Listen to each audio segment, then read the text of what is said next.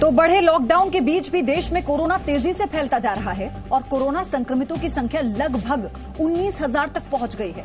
Corona से अब तक देश भर में 44 लोगों की मौत भी हो चुकी है। इसके साथ साथ देश के कई हिस्सों से कुछ चुनौतियां भी सामने आई हैं, तो एक अच्छी खबर भी आई है।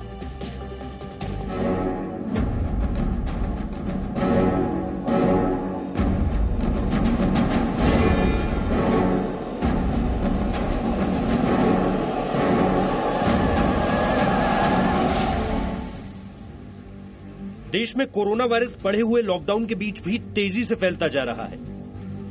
यही वजह है कि संक्रमित मरीजों की संख्या 19,000 के करीब पहुंच गई है। अब देश में 18,985 लोग कोरोना वायरस से संक्रमित हैं। संक्रमण से 603 लोगों की मौत हुई है, जबकि 3,260 मरीजों का इलाज हो चुका है और वो ठीक है। पिछले 24 घंटे में 1,329 नए मामले आए हैं और 44 लोगों की मौत हुई है, जबकि 705 लोग वायरस के संक्रमण से ठीक हुए हैं।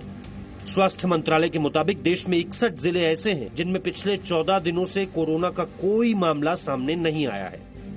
इस बीच उत्तर प्रदेश के प्रयागराज में 16 विदेशियों समेत 19 जमातियों को गिरफ्तार किया गया है। पुलिस ने इलाहाबाद यूनिवर्सिटी के प्रोफेसर मोहम्मद शाहिद को भी गिरफ्तार किया है। शाहिद पर जमातियों को शहर की 2 मस्जिदों में छिपाने का आरोप है।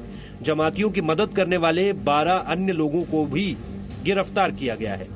लोगों की लापरवाही, लोगों की अज्ञानता और जानबूझकर लोगों के द्वारा संक्रमण को बढ़ावा दिया जा रहा है। कार्रवाई तो होगी। हमारा तो उद्देश्य है कि किसी भी तरीके से इस बीमारी के फैलाव को रोकें और फैलाव को सब रोकने में सबको सहयोग करना चाहिए।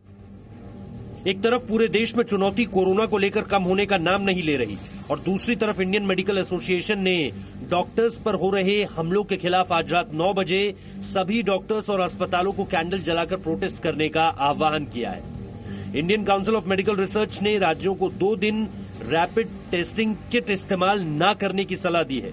आईसीएमआर ने कहा है कि रैपिड किट से टेस्ट के नतीजे अलग अलग आ रहे हैं। आईसीएमआर के मुताबिक ऑन ग्राउंड टीमों के किट परीक्षण के बाद 2 दिनों में एडवाइजरी जारी की जाएगी। साथ ही किट में गड़बड़ी पाए जाने के बाद इसे संबंधित कंपनी को वापस भेजा जाएगा।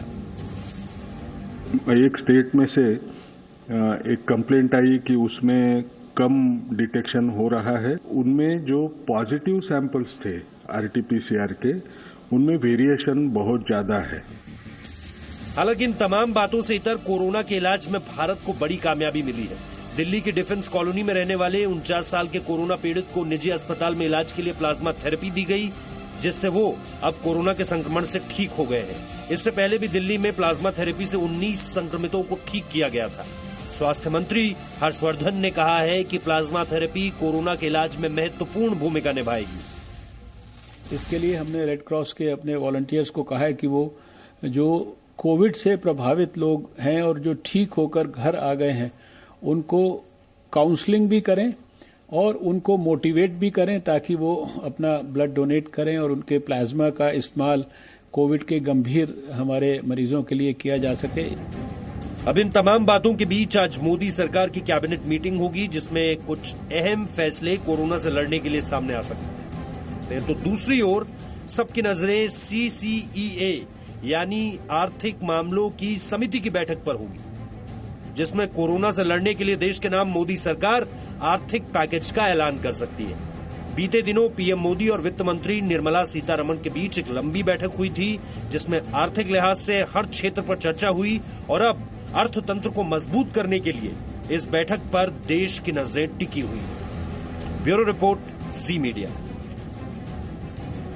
No signal, no worry. Presenting Z News app with live TV, latest updates and expert opinion. Available on Google Play and App Store. Download it now.